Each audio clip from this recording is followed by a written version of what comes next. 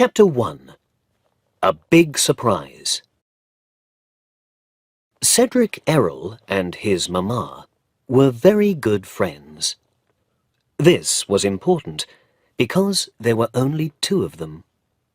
Cedric's father was dead, and it was a sad day in the little house in New York when Mrs. Errol told Cedric this news.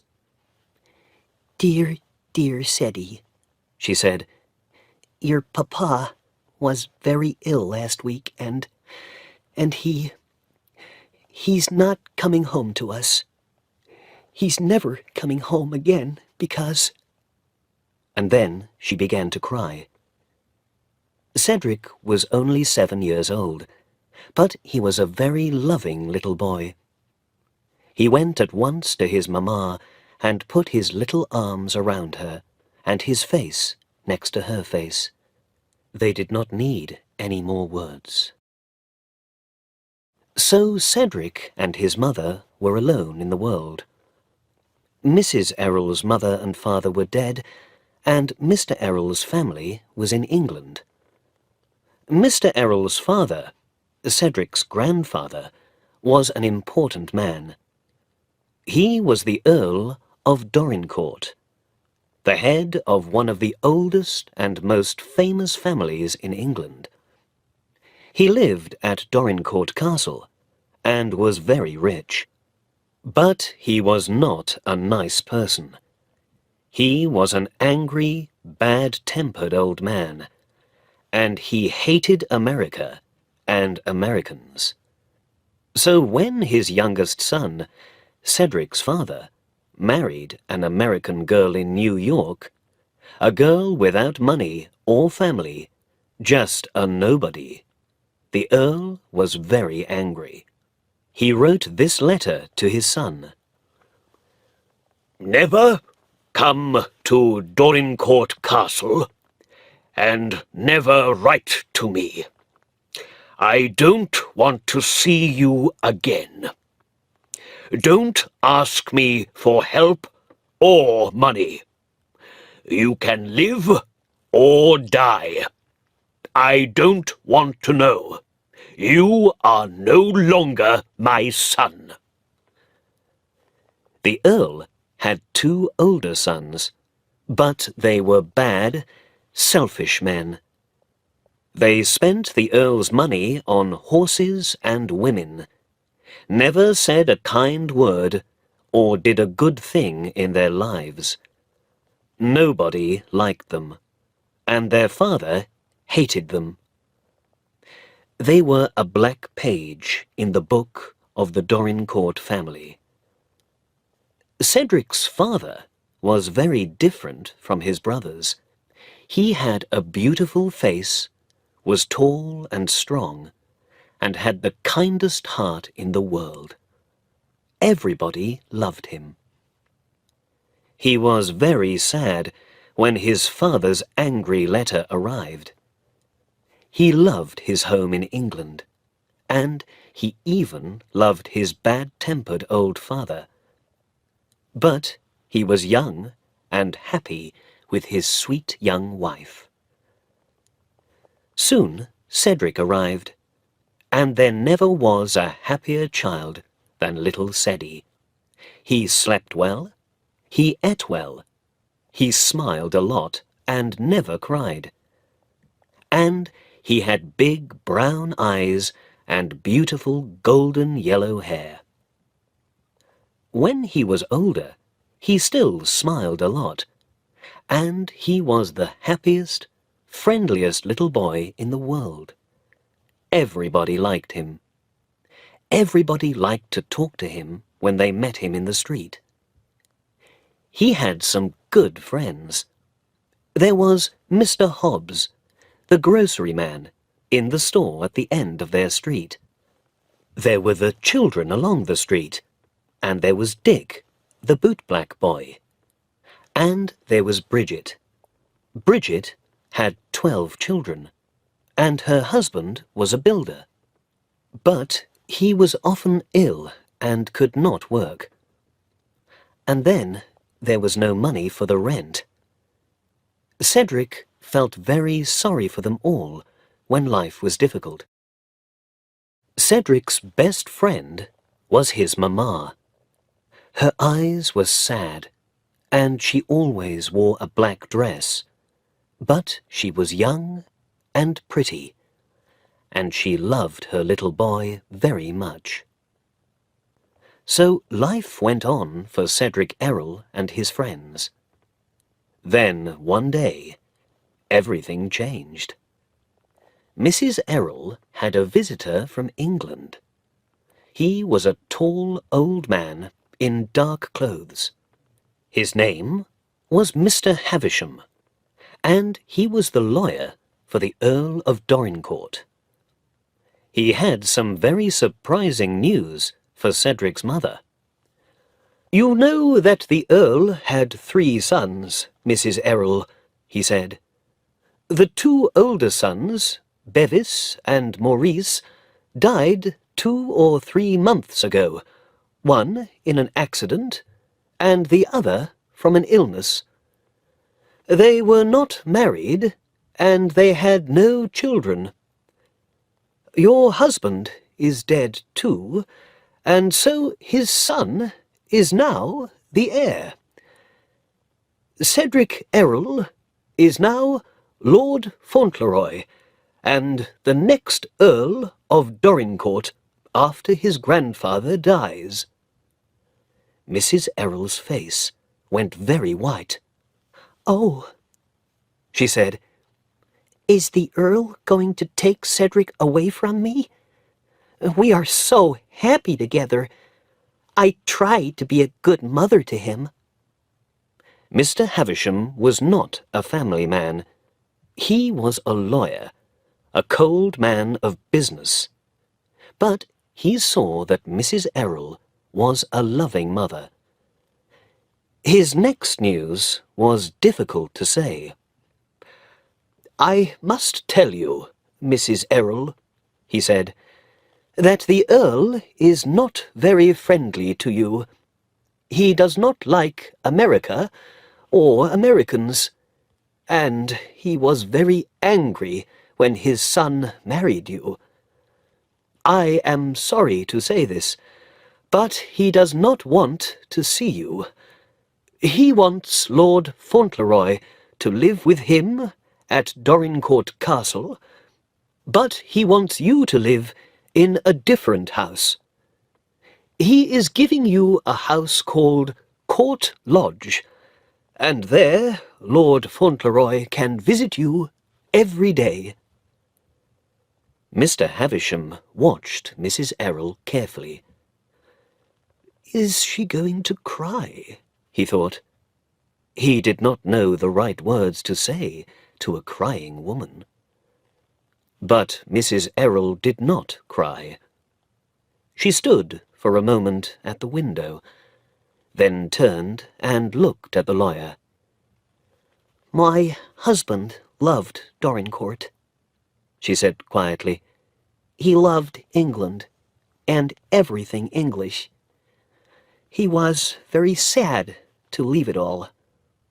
So I think Ceddie must go back and learn how to be an English earl."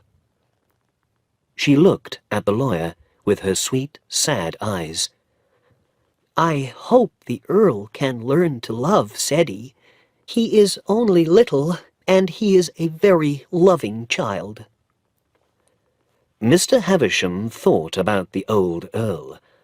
He was a bad-tempered, selfish old man, and did not love anyone. But the lawyer did not say this. "Mrs. Errol," he said, "the Earl wants the best of everything for his grandson. He wants him to be happy. Your son is going to have a very good life at Dorincourt." A short time later, Cedric came home from a visit to his friend, Mr. Hobbs, the grocery man. He was very surprised to find a visitor in the sitting room. His mother ran to him and took his hands. "Oh, Ceddie," she cried, Dear, dear Ceddie. Mr. Havisham stood up and looked down at Cedric.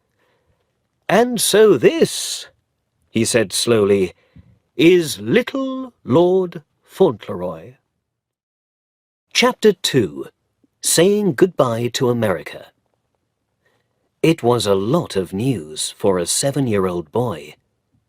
Uncles dying, an English grandfather, a new home in England, a new name.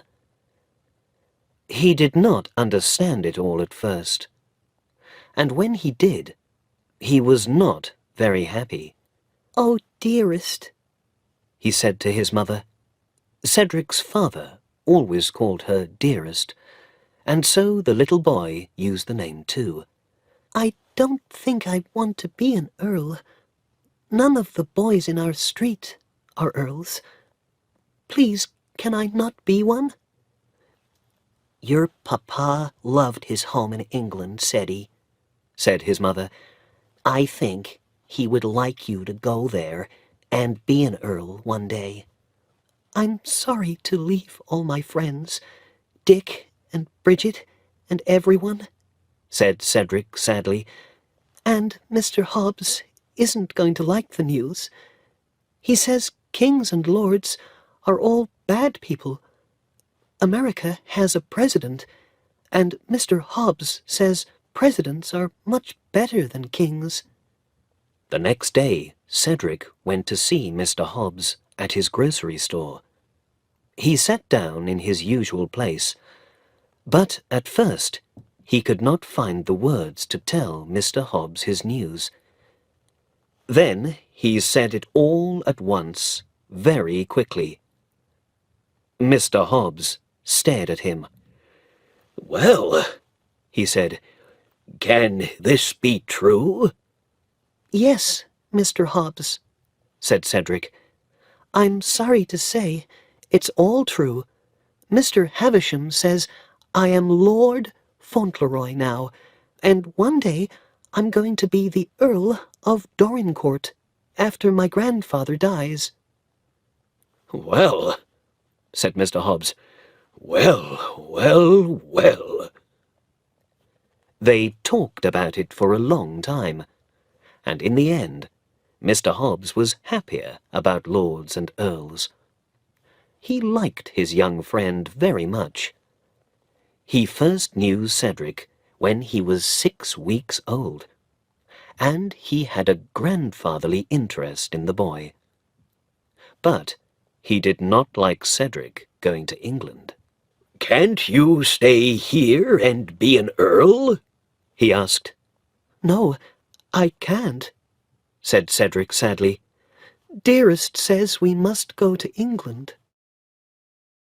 The Dorincourt name was an old and famous one, and the family was very rich, with great houses and castles in England. Mr. Havisham, the family's lawyer for 40 years, knew the Earl very well. He remembered the Earl's words to him before he left England. "I hate that American woman. She married my son because he was an earl's son, and she wanted to be rich. Her son is going to be just like her." But after a week in New York, Mr. Havisham knew differently. "Mrs. Errol married the Earl's son because she loved him with all her heart," he thought. "She's not interested in money. She asks nothing for herself. She only wants her little boy to be happy. I think the Earl is wrong about her, and about her little boy." Mr. Havisham was surprised and pleased by the new Lord Fauntleroy. Cedric was a fine boy, tall and strong, with his mother's brown eyes and his father's golden hair. He spoke well, was not afraid of anything, and was friendly with everyone. He had a kind heart, too. Mr. Havisham learnt that very soon. One day, he was with Cedric when his mother was out. Mr. Havisham wanted to talk to him about his new life in England. But Cedric spoke first. "Please, what is an earl?" he asked. "I don't know anything about them. Please, can you tell me?" An earl is a very important person, Mr. Havisham said. He usually comes from a very old family. The first Earl of Dorincourt lived 400 years ago. "Well, well," said Cedric. "That was a long time ago. That's interesting. But what does an earl do?" This was not an easy question to answer. An earl, Mr. Havisham began, an earl often helps the king. Perhaps he's a soldier for the king. Some earls were very brave men in the old days. "Oh," said Cedric. "My papa was a soldier, and he was a very brave man, you know. I'm pleased earls are brave. It's a good thing to be brave, don't you think?" Yes, Mr. Havisham said. There is another good thing about earls. Some of them have money. A lot of money. "That's a good thing to have," said Cedric. "I'd like a lot of money." Would you? Said Mr. Havisham. Why? "Well," Cedric said happily, "a person can do so many things with money, you see. I can buy beautiful things for Dearest, like books and pretty dresses.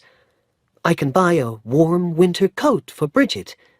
She lives in our street and has 12 children. And a present for Mr. Hobbs at the grocery store. And then for Dick—" Who is Dick? Asked Mr. Havisham. "Dick is a bootblack," said Lord Fauntleroy. "He cleans people's boots in the street, you know. He's one of the nicest people in the world. When I was little, he was very kind to me once. And when someone is kind to you, you never forget it, do you?"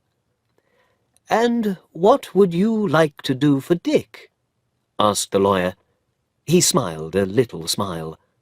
A bootblack, a grocery man, a poor woman with 12 children.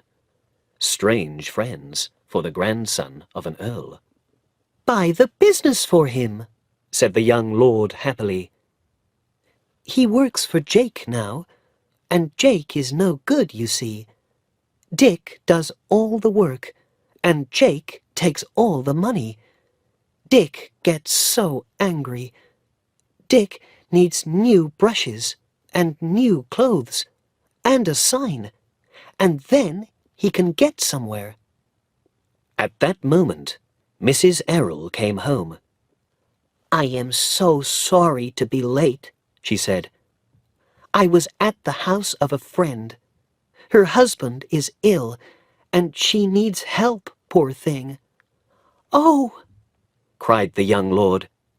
He jumped up from his chair. "That's Bridget. I must visit her too." "One moment," said the lawyer. He remembered the earl's words. "The boy can have anything. Tell him that. Put money in his pockets, and tell him it came from his grandfather." Mr. Havisham told Mrs. Errol and Cedric about the earl's money, but he said it more kindly. Then he asked, "So, would Lord Fauntleroy like to help this poor woman?" At first, Cedric did not understand. His mother put her arms around him. "Ceddie, dear," she said. The Earl is your grandpapa, your papa's father. He's very kind, and he loves you, and he wants you to love him. He wants you to be happy and to make other people happy. He's very rich, and he gave Mr. Havisham some money for you. You can give some to Bridget now, to pay her rent, and to buy food for her husband and her children. Isn't that fine, Ceddie? Isn't he good? Cedric's face was suddenly very excited. He looked from his mother to Mr. Havisham. Can I have it now? He cried. Can I run to her house and give it to her this minute? Mr. Havisham gave Cedric $25, and Cedric was out of the house in seconds. A short time later, Cedric was back, with a big smile on his face. Bridget cried, he said. She cried because she was so happy. I think I'm going to like being an earl. The old lawyer smiled his little smile again. What's the Earl going to think about that? He thought. He gives his grandson money, and the boy gives it to a poor woman to pay her rent. The day for leaving New York came quickly. In the last days, Lord Fauntleroy was very busy. With the Earl's money, Bridget's children all had new clothes, and Mr. Hobbs had a very fine gold watch from his little friend.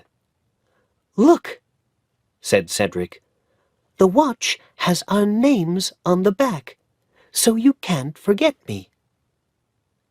Mr. Hobbs held the watch in his hand, and at first he could not speak.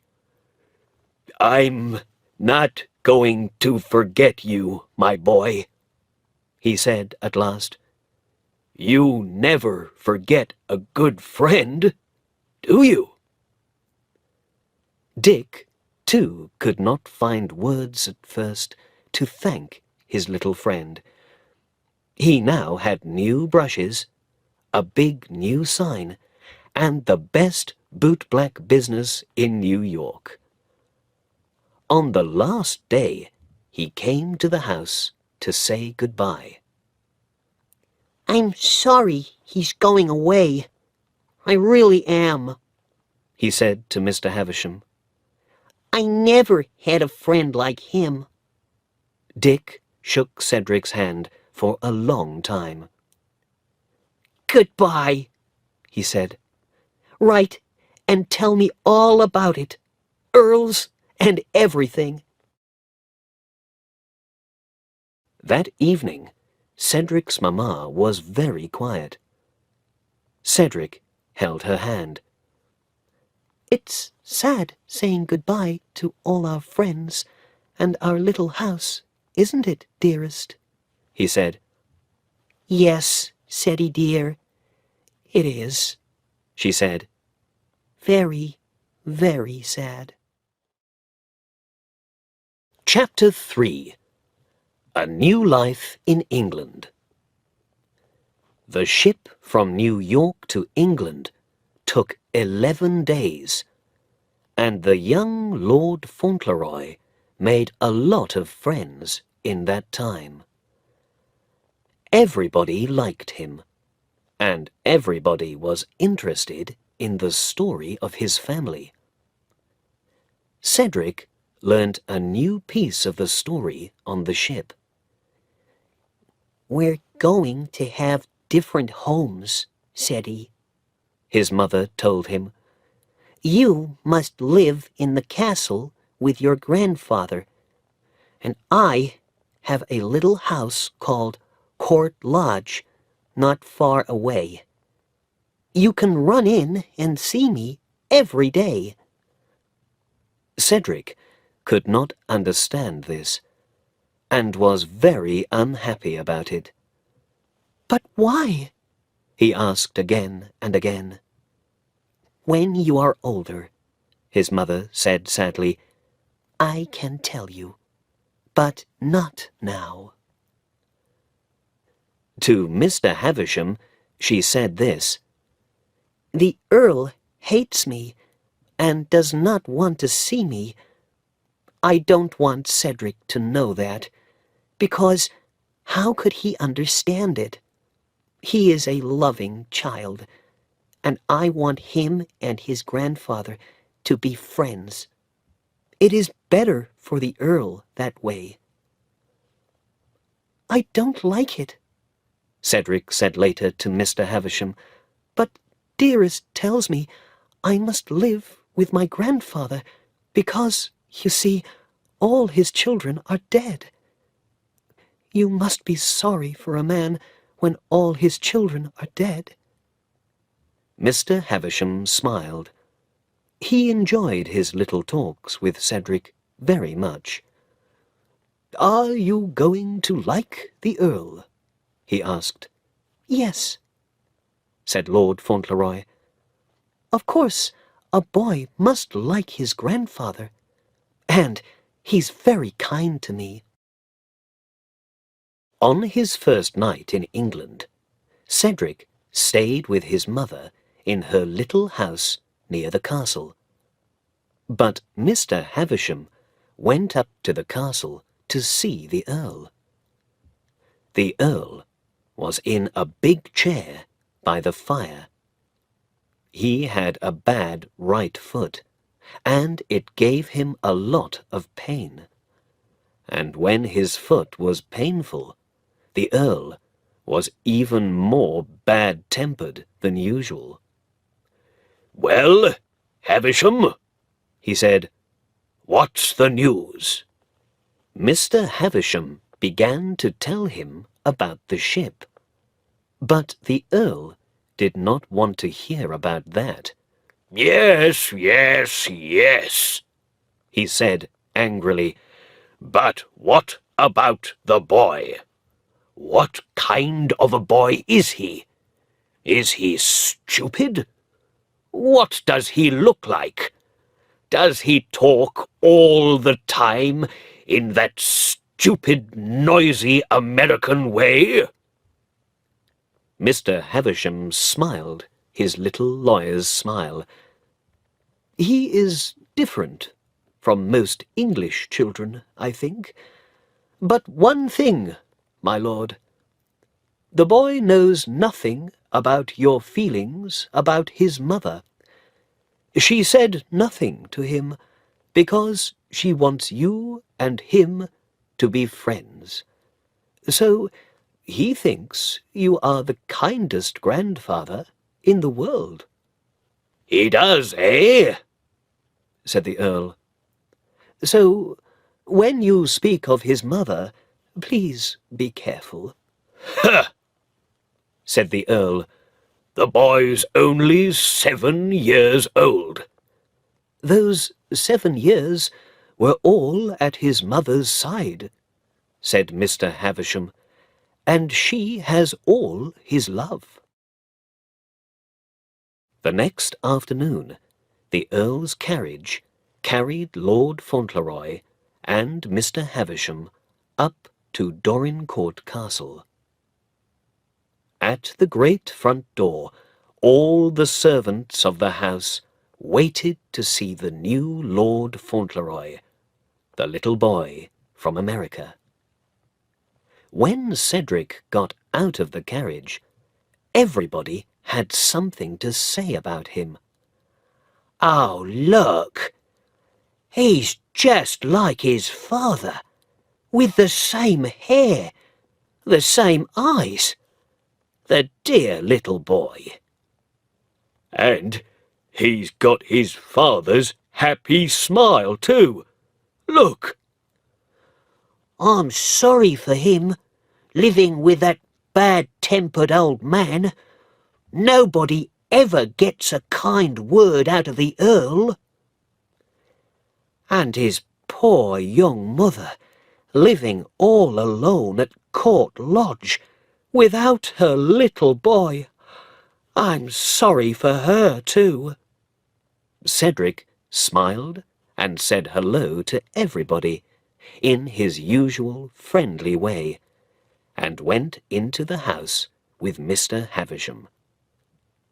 One of the servants, a tall young man, took Cedric to the back of the house and opened a door. "Lord Fauntleroy, my lord," he said. Cedric walked down a long room to a fire at the end. There was a big chair there, and an old man in it, with white hair and black eyes. Cedric came close to the chair. "Are you the Earl?" he said. "I'm your grandson. Mr. Havisham brought me." He held out his hand. "I'm very happy to see you." The Earl shook hands with him, very surprised. He stared at the strong, beautiful little boy in front of him, with his golden curly hair and his friendly, open face. "Happy to see me, are you?" he said. "Yes," said Lord Fauntleroy. "of course. Everybody loves their family, don't they? It's exciting to meet a new grandfather, and you are very kind." He sat down on a chair and looked at his grandfather with great interest. The old Earl looked back at him.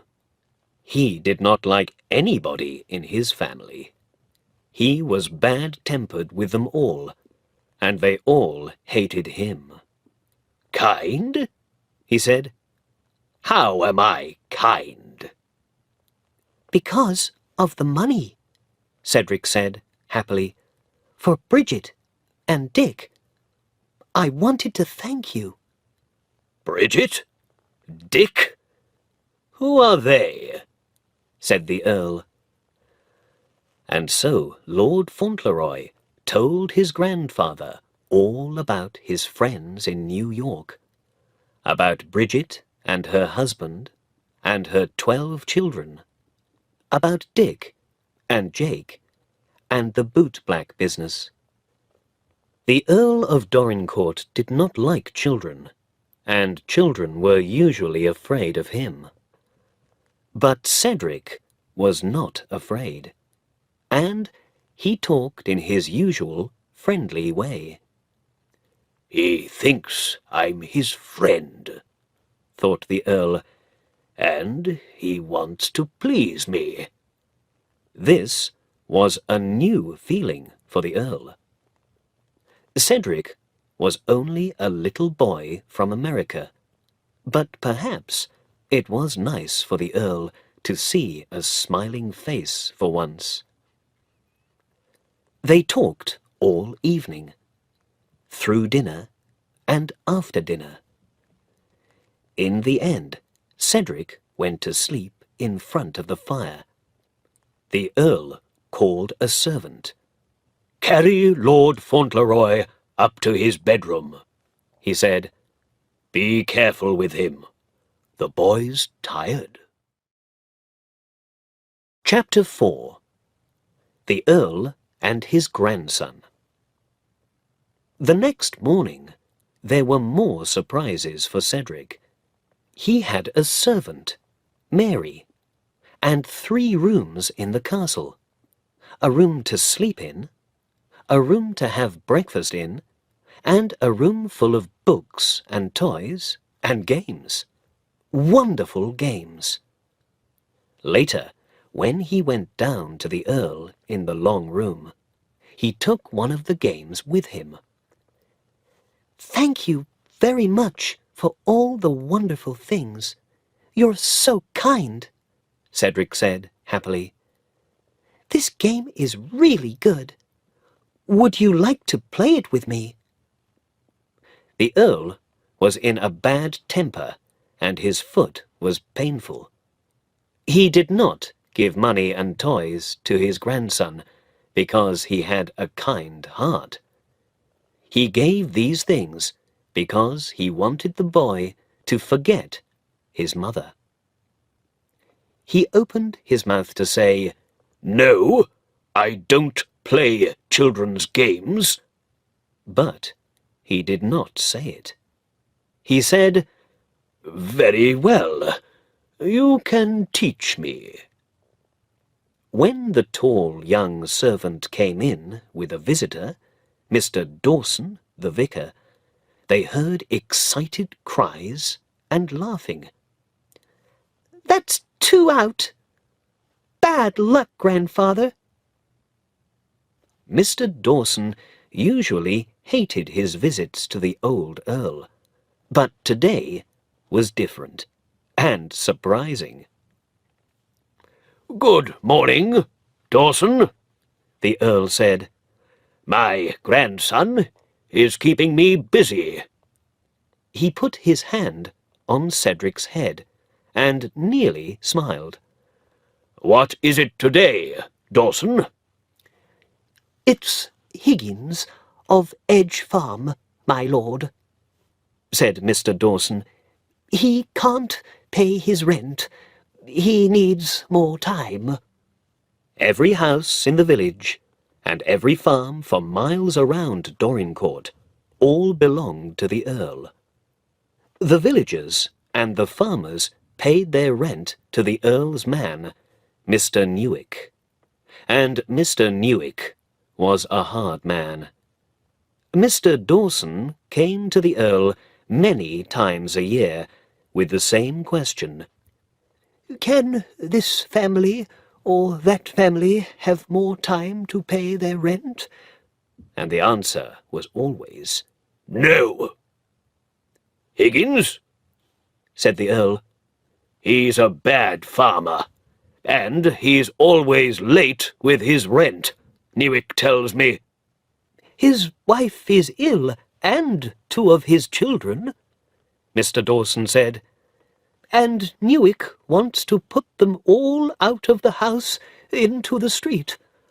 Higgins came to me yesterday to ask for help. Another month, he says, and he can find the rent. "Huh! They all say that," said the Earl, looking angry. Lord Fauntleroy listened to every word of this. He began to feel a great interest in Higgins and his family. It was the same for Bridget and her family, he said. The Earl jumped a little. "I forgot you," he said. "I forgot we had a philanthropist in the room." He stared at the boy for a minute. "Come here," he said. Cedric went and stood next to him. "What shall we do about Higgins, then?" said the Earl. "Tell me." Mr. Dawson began to feel worried. How could a 7-year-old child answer a question like that? Lord Fauntleroy put his hand on his grandfather's arm. Well, I'm just a little boy, so what can I do? But you can do anything, he said. Who's Newick? "He works for me," said the Earl, "and some of my villagers don't like him very much." Are you going to write to him now? Cedric asked. Shall I bring you a pen and some paper?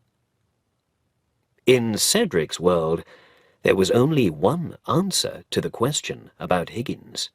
Of course, he must have more time. Of course, Newick must leave the family alone. The Earl looked at him. "Can you write?" he asked. Yes, said Cedric. but not very well. "Bring the pen and paper, and you write the letter." Lord Fauntleroy's face went red. But my spelling isn't very good, he said. The Earl smiled a little. Higgins isn't interested in your spelling. I'm not the philanthropist. You are. And so Cedric wrote a letter to Mr. Newick. It was true. The spelling was not very good. Dear Mr. Newick, please leave Mr. Higgins alone for now.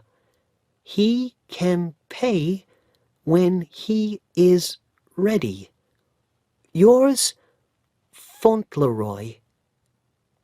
Mr. Dawson went away and took the letter for Mr. Newick with him. He took a happy heart with him, too. There were changes at Dorincourt Castle. After Mr. Dawson's visit, Cedric looked at the clock. Can I go to Dearest now? He said to his grandfather. She's waiting for me. There is something for you to see first, said the Earl. Thank you, said Fauntleroy, his face red again. But I think I must see it tomorrow. Dearest is waiting. Very well, said the Earl. Then he said, It's a pony. A pony? Cried Fauntleroy. Is it a pony for me? Like the things in my room upstairs? Yes, said his grandfather. Would you like to see it? A pony? Fauntleroy said again. He was very excited. How kind you are! You give me everything. I want to see it very much, but there isn't time now. Perhaps you can go to see your mother another time, said the Earl. Tomorrow, or the day after. Oh, no, said the boy.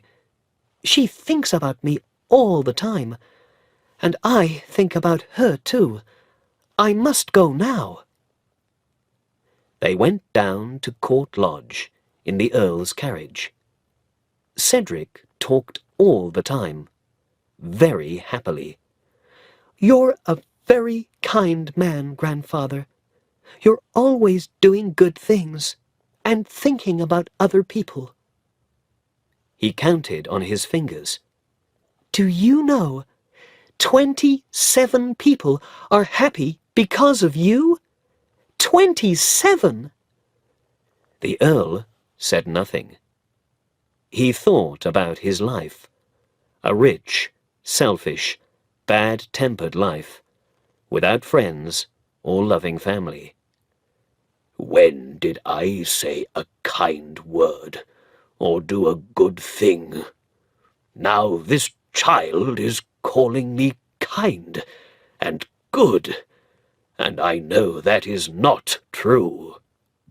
These were new thoughts for the Earl, and he did not like them.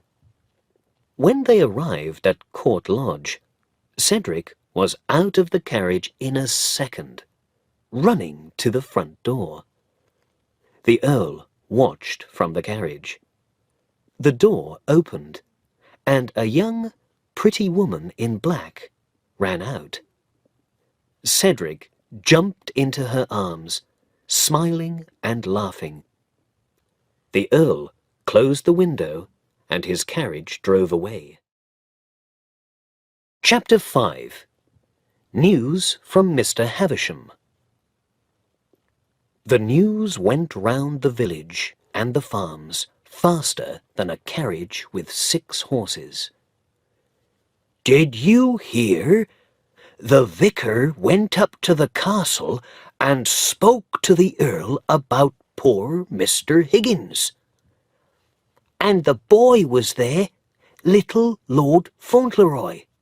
Yes, and the Earl said to his grandson, You write to Mr. Newick, you tell him, and the boy did. And the vicar took the letter to Mr. Newick, and now Mr. Newick can't put poor Higgins and his family out in the street. Yes, and they've got another month to find the rent. Days and weeks went past, and by now everybody knew about Lord Fauntleroy and his mother. They loved the boy, with his golden curly hair and his happy smile. They saw him every day on his new pony, and he always had a friendly word for everyone. The village people loved Mrs. Errol too, because of her kind heart and her sweet face. When somebody was ill in the village, Mrs. Errol was always there to help. But the Earl never saw her, never spoke to her, never went to her house. Cedric, of course, saw her every day, but his heart was sad because his best friend did not live with him in the same house. The Earl liked his little grandson more and more every week. He often forgot about his painful foot, and he began to smile more. Sometimes he even laughed. He liked to please his grandson. When Lord Fauntleroy wanted new houses for some very poor villagers, the Earl built new houses. When the boy wanted to talk about his mother, the Earl listened. But he did not like it. Do you never forget about your mother? He said to his grandson one day. No, said Cedric. never, and she never forgets about me. I don't forget about you, you know, when I'm away. The young lord did not forget his friends in America either. Letters went to and from New York, and Dick and Mr. Hobbs heard all about Cedric's new life. One day, the Earl gave a great party, and all the important families for miles around came to it, to meet Lord Fauntleroy. Mr. Havisham came from London too, but he was very quiet all evening, and looked worried. At the end of the party, the Earl spoke to him. Well, Havisham, what's the matter? I bring some bad news, my lord, about your heir. My heir?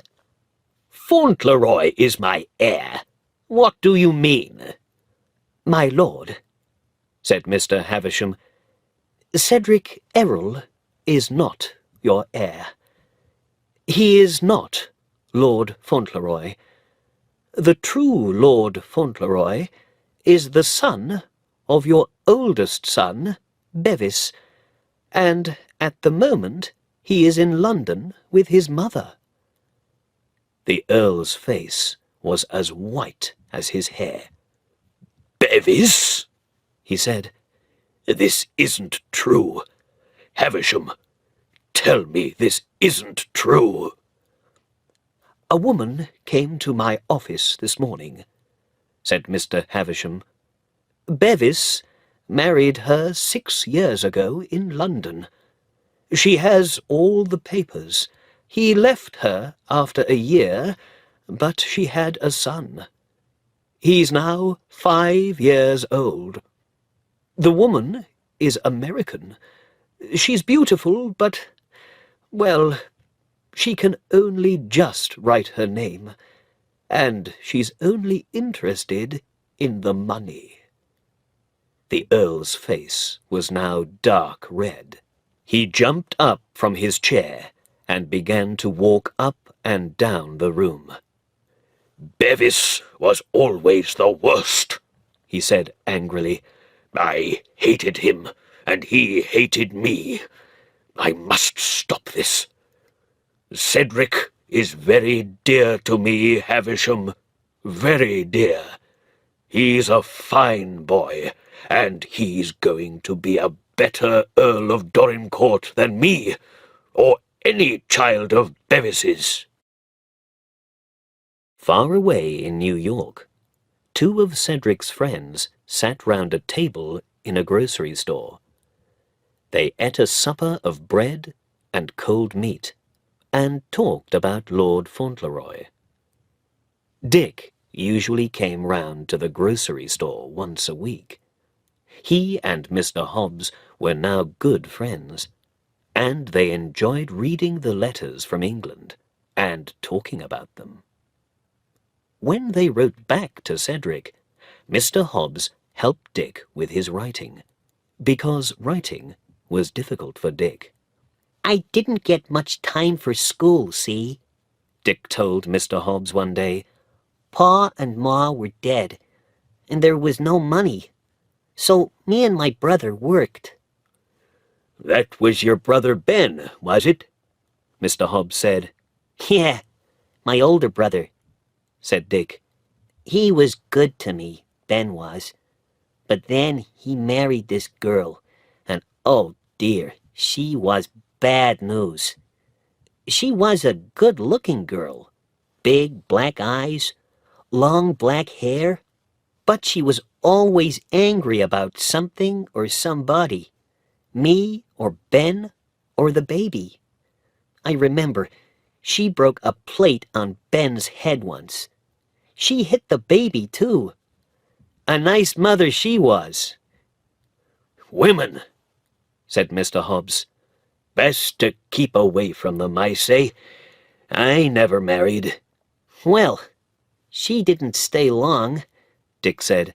"She was angry with Ben because he didn't make money faster.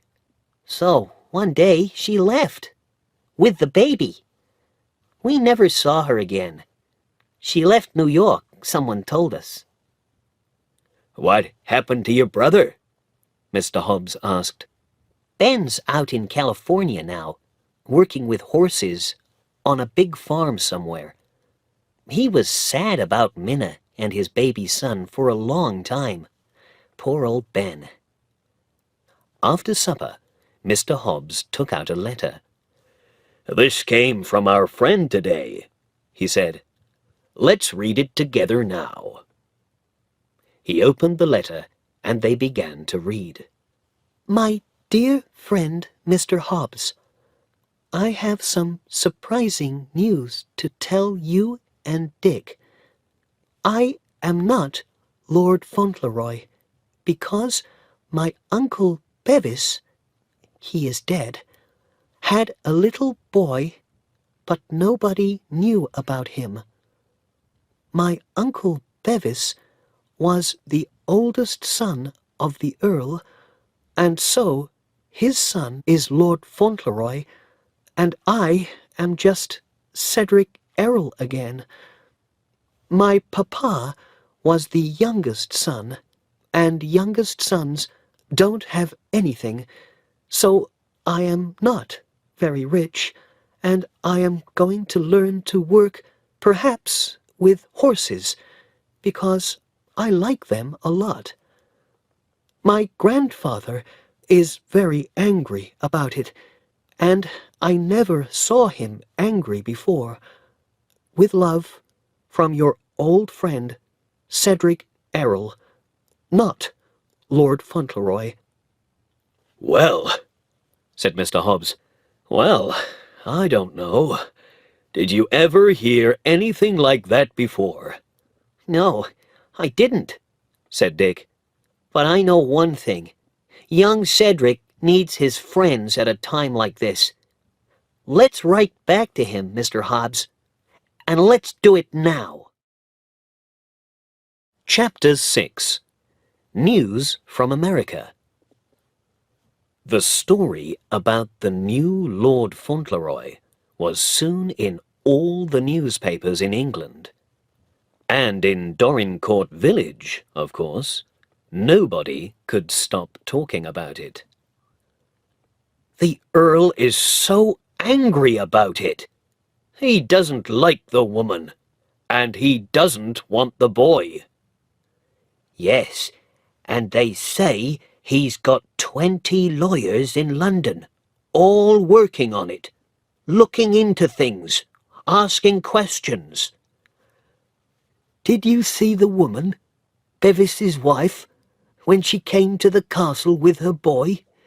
She's a tall, black-eyed thing with a hard face. Not a nice woman, and nothing like our sweet, kind Mrs. Errol. And the boy's nothing, when you think about our dear little lord. How's it all going to end? Who knows? When the Earl told Lord Fauntleroy the news, the boy listened carefully. Then he asked, with a worried look in his big brown eyes, Can they take dearest's house away from her? No, the Earl said. they can take nothing from her. Ah, Said Cedric. I'm so pleased about that. He thought for a minute, then looked up at his grandfather. And that other boy, He said, a little shakily, he's going to be your boy now and live with you, isn't he? No, the Earl said again. no, he's not. Cedric was very surprised. He jumped up from his chair and began to smile. Can I still be your boy then?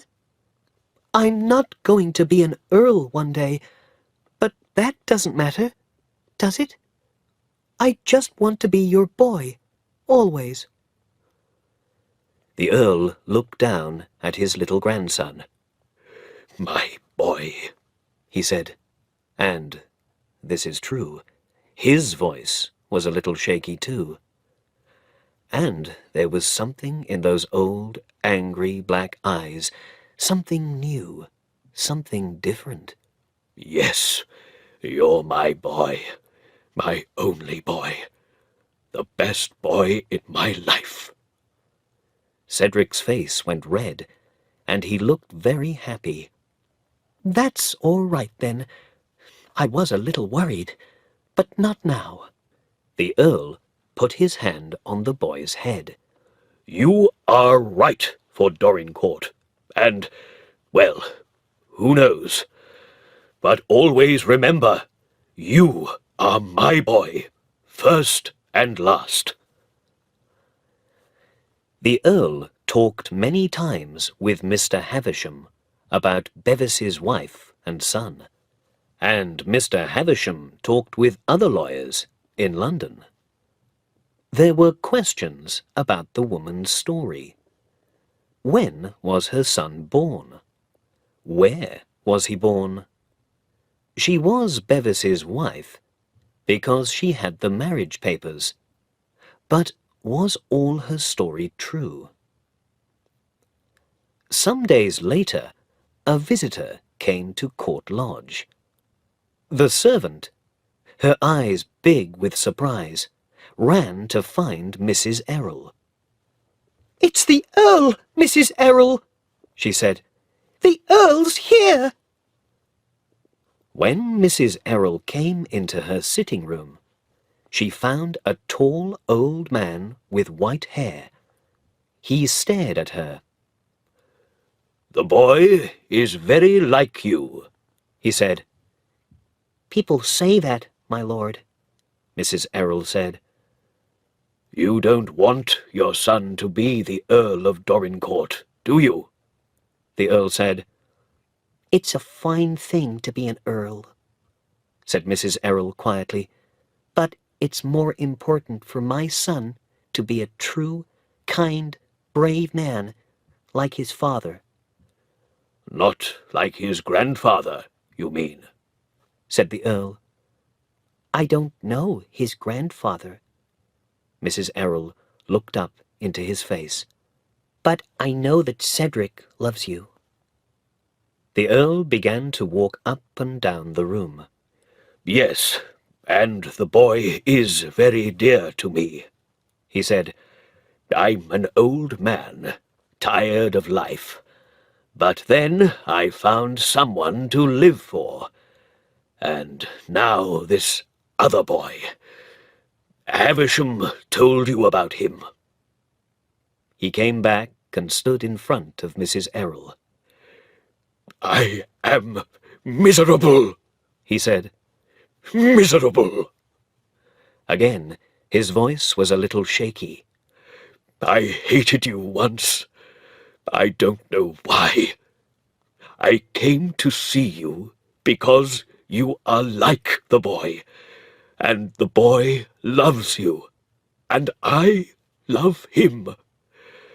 Be kind to me because of the boy." Mrs. Errol had a kind, loving heart. She put her hand on the Earl's arm. "Why don't you sit down for a moment? You are tired and unhappy." The Earl sat down, and they drank tea together and talked. He watched her sweet face and listened to her quiet voice, and he began to feel a little better. Before he went away, he looked around the room. "This is a happy room," he said. "Can I come again and talk to you?" "Of course, my lord. Come when you like." The English newspapers could not stop writing about the Lord Fauntleroy story. And soon, American newspapers began to write about it too. Mr. Hobbs read everything, and he and Dick talked about it every day. Dick was a very good bootblack, and a lot of people came to him. One of them was a young lawyer, and one day he gave Dick his newspaper. "Here's a paper for you, Dick," he said. "This one's got pictures in it. An English castle, and this English earl and his son's wife. Well, she says she's his son's wife, but the earl says not. I don't... Hey, Dick, what's the matter?" Dick stared at the picture in the newspaper with his mouth open. He saw a good-looking young woman with black eyes and a lot of long black hair. "I know her!" he cried. "I know her like the back of my hand. It's Minna! It's my brother Ben's wife!" He began to put away his brushes. "Where are you going, Dick?" said the young lawyer. "I'm off to my friend Mr. Hobbs," cried Dick. "We've got business to do." And away he ran through the streets of New York to Mr. Hobbs's grocery store. At first, Mr. Hobbs could not understand it. "But why did Minna do it?" he asked. "Money," said Dick. "She always wanted money. She married this Bevis, the Earl's son, for money. And now she wants to get our Cedric's money. Well, she's not going to. You and me, Mr. Hobbs, are going to stop her." Then Mr. Hobbs and Dick began to think carefully.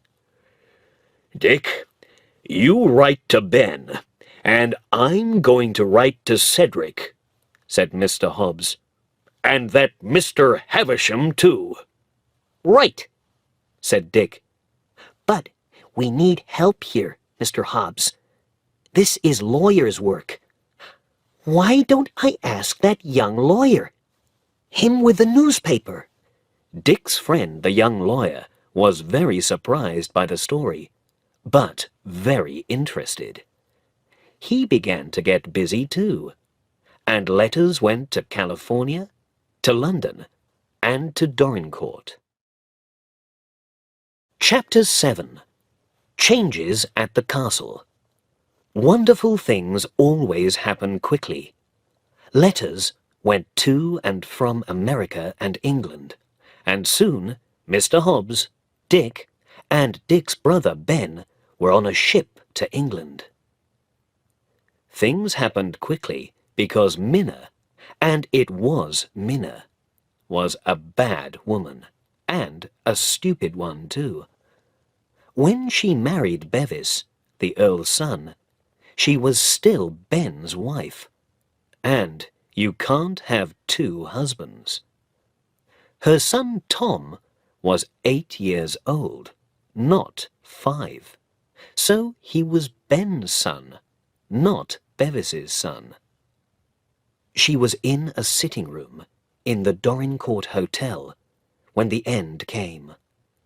The door opened, and in came 3 people, Mr. Havisham, a big young man, and the Earl of Dorincourt. Minna jumped to her feet with a cry. "Do you know this woman?" Mr. Havisham said to the big young man. "Yes," said Ben. "I know her, and she knows me." And that was the end of Minna. She left the hotel, and nobody ever saw her again. Ben took his son Tom back to California with him, and with the Earl's help, he bought a little farm there. When the Earl left the hotel, he went at once to his carriage. "To Court Lodge," he said to his servant. He came into the sitting room at Court Lodge and found Cedric with his mother. The Earl looked taller and younger, and there was a smile in his black eyes. He looked at his grandson. "So, here," he said, "is Lord Fauntleroy." Mrs. Errol stood up. "Oh, is he truly Lord Fauntleroy?" she asked. The Earl took her hand. "Yes," he answered, "he is." Then he put his other hand on Cedric's head. "Fauntleroy," he said, "ask your mother this. When is she coming to us at the castle?" Lord Fauntleroy put his arms round his mother. "To live with us," he cried. "To live with us always." Mrs. Errol looked at the Earl with her sweet, sad eyes. "We need you," the Earl said. "We need you very much." Dick and Mr. Hobbs did not go back to America at once. The Earl had a talk with Dick, and Dick went back to school, in England this time. His writing got much better, and he began to study to be a lawyer. Mr. Hobbs liked England very much. In the end, he opened a new shop in Dorincourt, and was an important person in the village. People at the castle, of course, always went to his shop, and Cedric was in and out every day to see his old friend. "Are you ever going back to America?" Dick asked Mr. Hobbs when he visited one day. "I don't think so," Mr. Hobbs said. "I like to be near the boy, you see. He's a fine little lord, young Cedric.